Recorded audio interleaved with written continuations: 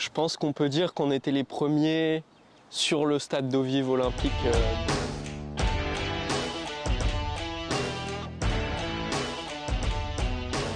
Je m'appelle Vincent Delahaye, j'ai 24 ans et j'ai commencé le kayak en 2009. J'ai commencé au club de Torcy, au Torcy Canoë Kayak.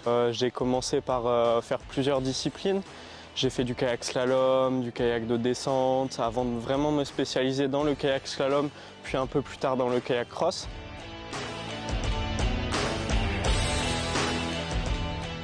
Donc en kayak slalom, on va avoir un bateau qui mesure 3,50 m, qui est construit principalement en carbone et qui pèse 9 kg, c'est la norme internationale.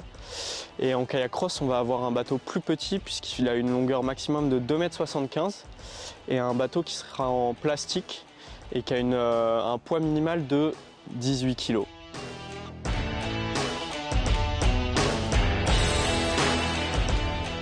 Donc le kayak cross, ça s'organise en deux phases. On va avoir une première phase qu'on appelle le time trials.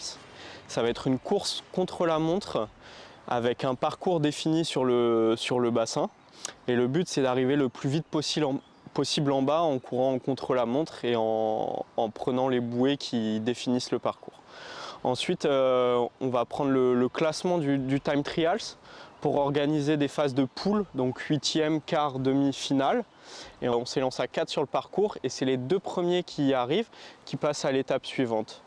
Donc c'est assez stratégique, la place sur la rampe, les stratégies à adopter en fonction de sa place sur le parcours et en fonction des premières bouées.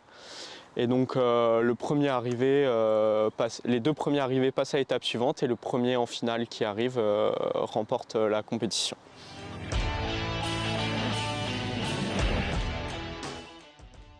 Alors déjà la rampe, on part, en tout cas celle de Vers-sur-Marne, on part à 5 mètres, quasiment 4,95 m je crois. Donc déjà c'est assez haut, faut y aller, faut se lancer, bien tirer sur les genoux.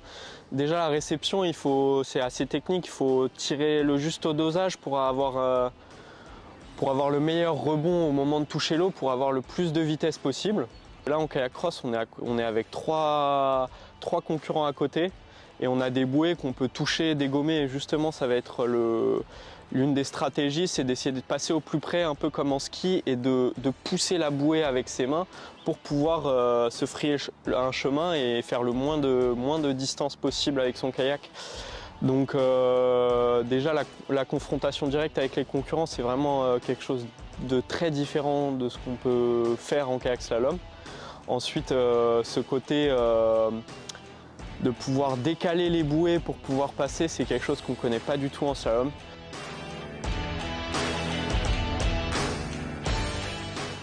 Une anecdote, c'est quand il y a eu une grosse crue en juin 2017 ou décembre 2017, le stade d'eau vive était encore en construction et la Marne avait débordé dans le lac de Vers et avait été montée dans le chantier du stade d'eau vive où il y avait déjà le lit de la rivière.